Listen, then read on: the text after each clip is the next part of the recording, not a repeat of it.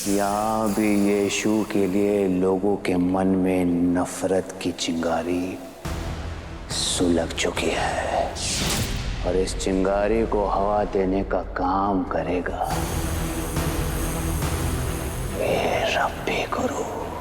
एक तरफ ये रब्बी गुरु और वहां वो नया सम्राट। ये दोनों मिलके पूरा करेंगे मेरे मकसद को। एक से भले दो और दो से भले चार। गुरुजी, अगर आप मुझे आज्ञा दें तो मैं उस बच्चे को और उसके पूरे परिवार को गांव से धक्के मार के बाहर निकलवाता हूँ। मेरे रहते हुए आपके साथ कोई ऐसा बर्ताव करे ये मुझे बिल्कुल बर्दाश्त नहीं है। गुरुजी चुप कर। तुम ऐसा कुछ भी नहीं करोगे, कुछ भी नहीं।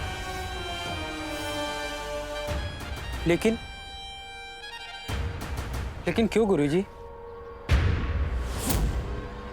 मेरी शरण में आने के बाद तुम खिलौने बनाना छोड़ चुके हो, लेकिन पूरे गांव वाले तुम्हें खिलौने वाले के नाम से ही जानते हैं। सत्य है ना ये? जी गुरुजी। अरे तो तुमसे ज्यादा बेहतर और कौन समझ सकता है कि बाजार में जब भी कोई नया खिलौना आता है तो वो लोगों के ध्यान को आकर्षित करता है। ये बच्चा भी उस नए खिलौने की तरह है। आज सभा में उसने सब गांव वालों का ध्यान अपनी तरफ केंद्रित किया। अरे बच्चा है, मासूम है, अज्ञानी है वो। उस पर ज्यादा क्रोध करना ठीक नहीं है हमारे लिए। हमें कुछ भी करने की जरूरत नहीं है। हमारे भक्तों को तय करने दो कि क्या उचित है, क्या अनुचित। प्रभु, तेरी माया, कहीं धूप कहीं छाया। ईश्वर का दूत हो तो रब्बी गुरु जैसा मुंह में ईश्वर का नाम और मन में बैठा है खतरनाक शैतान।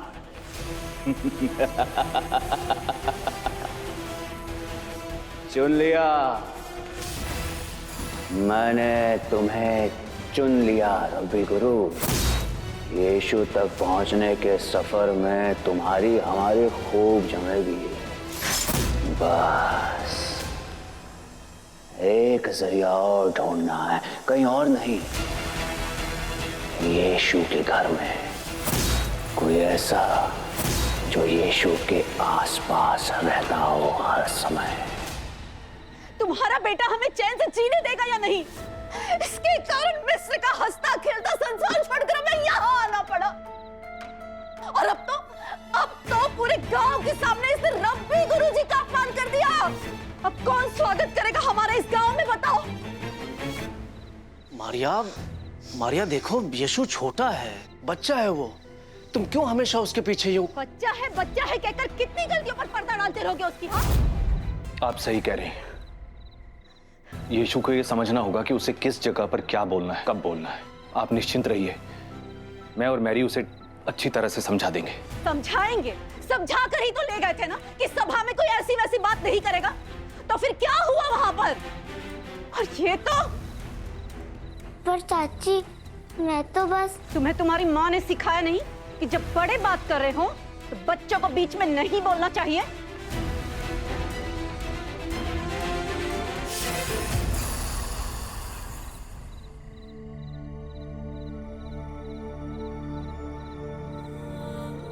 सिखाया है इसकी माँ ने।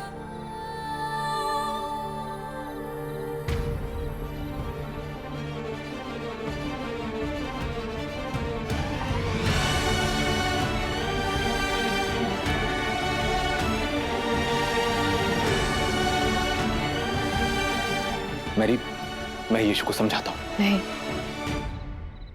मैं खुद बात करूंगी इससे। सिर्फ बात ही मत करना, अच्छे से समझा देना अपने लाडले को।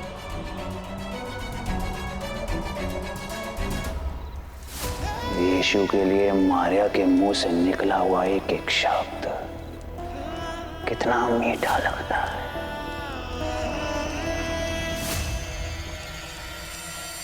अब और इंतजार नहीं हो रहा मुझसे।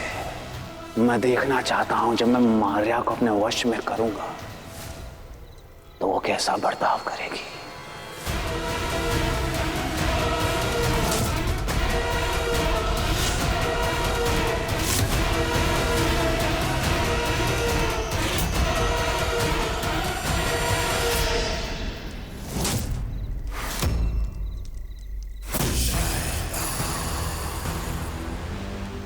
आओ, बस तुम्हारी कमी बाकी थी देवदूत। फिर से लड़ने पहुंच गए तुम। नहीं, मैं तो बड़ी विनम्रता के साथ तुम्हें समझाना चाहता हूं कि ईश्वर की संतान का घर भी ईश्वर का ही घर है। तो ईश्वर के इस घर पर और इस घर में रहने वाले लोगों पर अपनी शैतानी सोच का साया डालने का विचार छोड़ दो, तो मेरी और तुम्हारी लड़ाई टल भी सकती है। वाह, समय समय की बात है।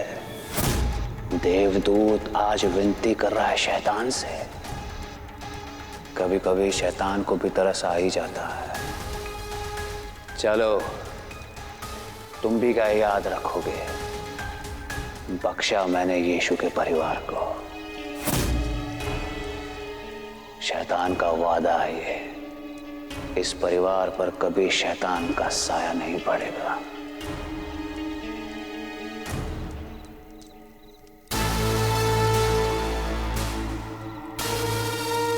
तुम चाहो तो खुश हो सकते हो देवदूत।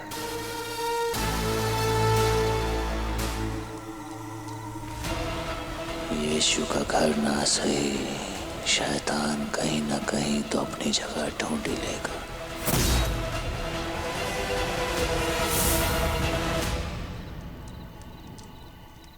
अभी तो चला गया शैतान, लेकिन यीशु पर संकट के गहरे बादल और भी ज्यादा गहराते हुए दिख रहे हैं। हे प्रभु, यीशु की रक्षा करना।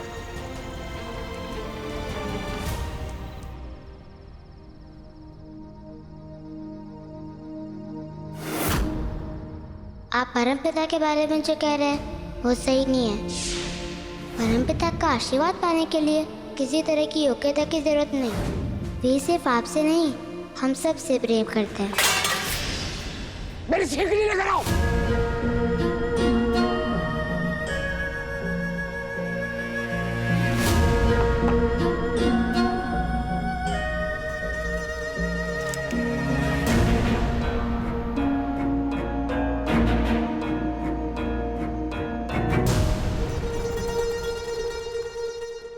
क्या आप ये नहीं जानते, हम सबका शरीर एक मंदिर है जिसमें आत्मा के रूप में खुद परमपिता विराजमान है।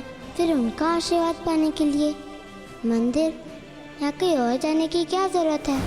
कितने सालों से लोगों के दिल में, दिमाग में, विश्वास में ये बात बैठी हुई है कि मैं ही ईश्वर और उनके बीच की कड़ी हूं। इस छोटे से बच्चे ने भरी सभा में आके सब लोगों के सामने सवाल खड़े कर दिए। मैं नहीं चाहता कि मेरे और भक्तों के विश्वास के बीच में विष का वास हो। कोई ना कोई इलाज ढूंढना पड़ेगा इस मर्ज का।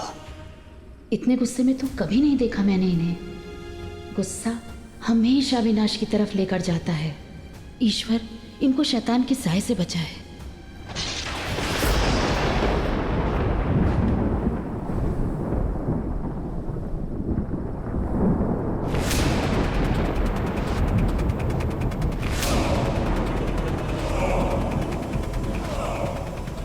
शैतान का साया नहीं, खुद शैतान हाजिर है। मैं मोमबत्ती जला के लाती हूँ।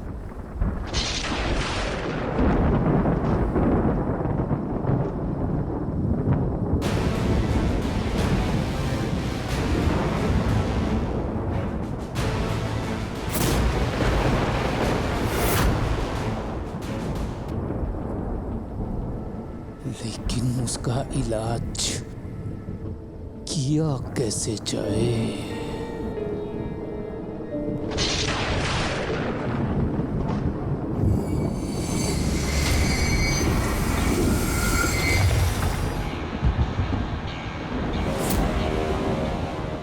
सूंघो इसे,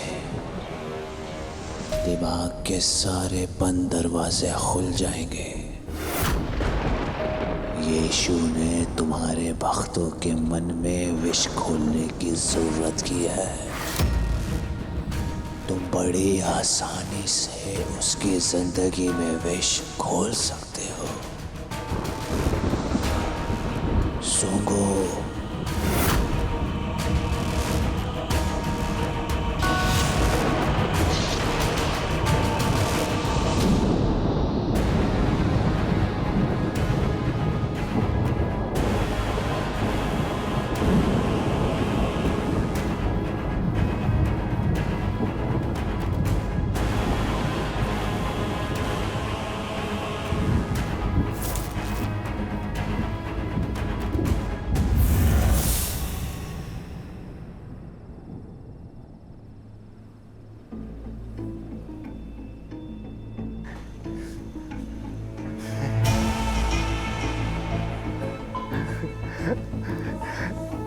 ऐसे लग रहा है जैसे कुछ नया हुआ है, जैसे ज्ञान के चक्षु कुछ ऐसे खुले हैं जिनसे मैं अनजान था। सुनो, खिलौने वाले को मेरा संदेश भिजवा दो कि सूरज की पहली किरण के साथ ही वो मुझसे आकर मिले। कोई बहुत जरूरी बात करनी है उससे।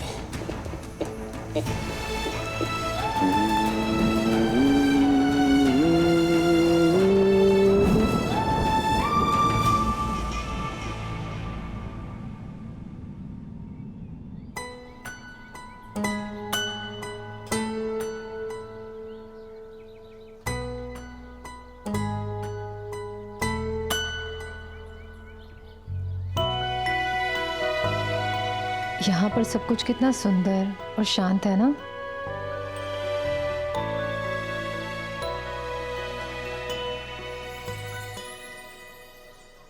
क्या हुआ, तुम इतने चुप क्यों हो?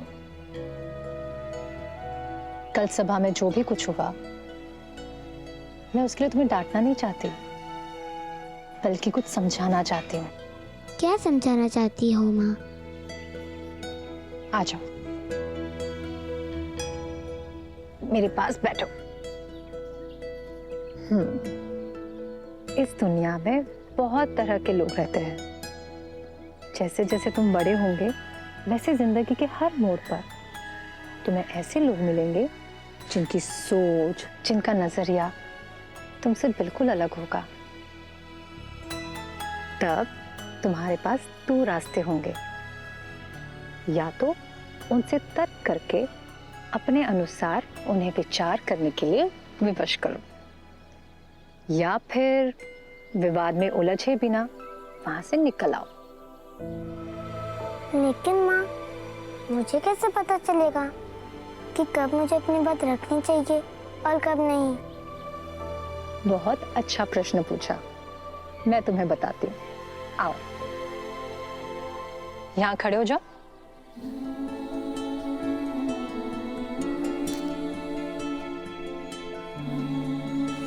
कुछ लोग दिल के करीब होते हैं, जैसे कि माता पिता, भाई बहन, करीबी रिश्तेदार और दोस्त। और जो लोग दिल के करीब होते हैं वो इस घेरे के अंदर होते हैं। जैसे कि इस वक्त मैं तुम्हारे साथ खड़ी हूँ और बाकी सभी लोग इस घेरे के बाहर। तो बेटा, बात उन अपनों की हो जो घेरे के अंदर है, तो तुम्हें गलत को सही करने के लिए जो करना पड़े वो करना चाहिए। और बात घेरे के बाहर वाले लोगों की हो तो उनसे उलझने से बचना चाहिए, क्योंकि दुनिया के हर एक इंसान की सोच तुम नहीं बदल सकते। अब बताओ, तुम्हें मेरी बात समझ आई या नहीं आई?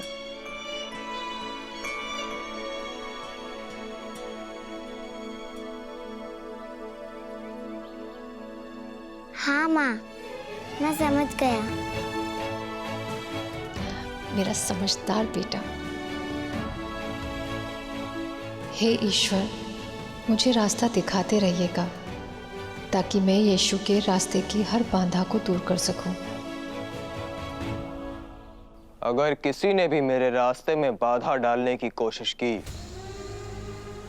तो मार डालूंगा उसे। सभी पड़ोसी राजाओं को सूचित कर दिया जाए। यदि उन्हें अपनी जान प्यारी है तो बिना लड़े मेरे सामने आत्मसमर्पण कर दें या फिर युद्ध के मैदान में अपनी जिंदगी की कुर्बानी देने को तैयार हो जाए।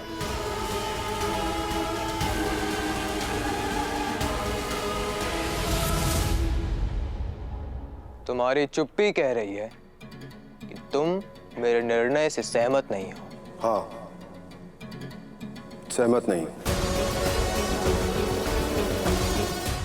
मुझे लगता है कि आपको अपने पड़ोसी राज्यों से युद्ध की बजाय अपने राज्य के लोगों के हित के बारे में, उनके उज्जवल भविष्य के बारे में सोचना चाहिए।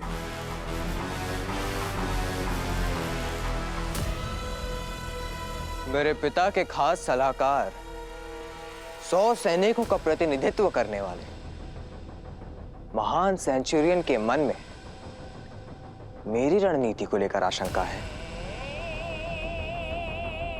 तो बता दूं कि आप मुझसे असहमत हो सकते हैं पर मेरे आदेश की अवज्ञा नहीं कर सकते, क्योंकि अब ये ताज मेरे सर पर है और मैं सम्राट हूं।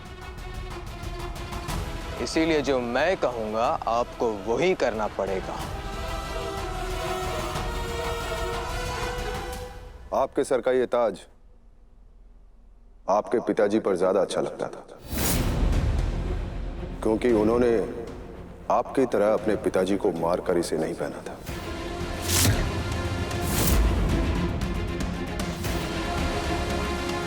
इतिहास के पन्नों में भले ये लिखा जाए कि आपके पिता की मृत्यु गुर्दे खराब होने की वजह से, परंतु मुझे उनकी मृत्यु का असली कारण पता है।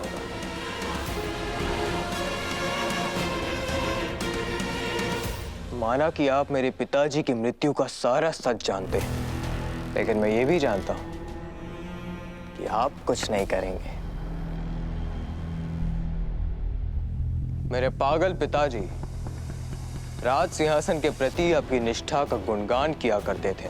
वो हमेशा कहते थे कि सेंचुरियन अपनी जान भी दे सकता है पर राज सिंहासन को धोखा नहीं दे सकता। सच कहा आपने, पर एक बात आप अभी भी नहीं समझ पाए, जो आपके पागल पिता बहुत अच्छे से समझ चुके थे। मेरी निष्ठा, मेरी वफादारी राज सिंहासन के प्रति है, राजा के प्रति नहीं।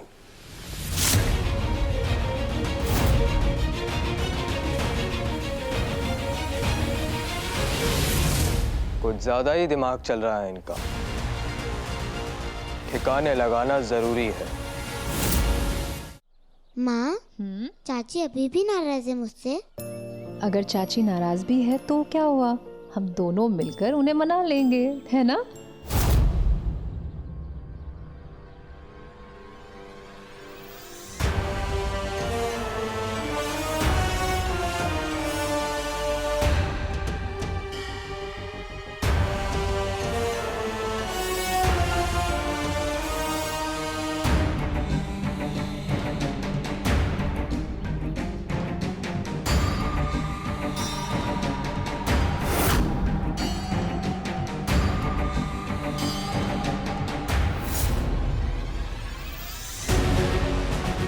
तुम्हें ऐसे लोग मिलेंगे जिनकी सोच, जिनका नजरिया तुमसे बिल्कुल अलग होगा।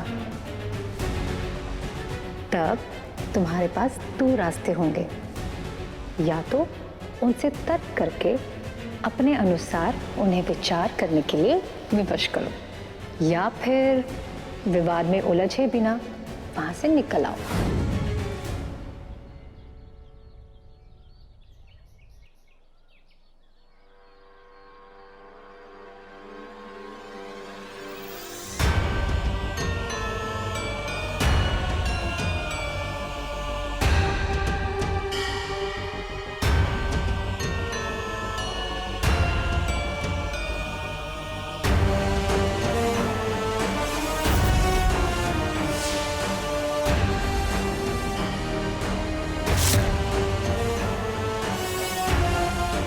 गुरुजी, कल तो ये आपके बारे में उल्टा सीधा बोल रहा था और आज आपके सामने सर झुका रहा है। एक रात में इतना परिवर्तन। जय गुरुजी। प्रभु, तेरी माया, कहीं धूप कहीं छाया। परिवर्तन तो जीवन का नियम है। अभी तो असली परिवर्तन आना बाकी है इस बालक में। बहुत कुछ सोच रखा है इसके लिए, बहुत कुछ।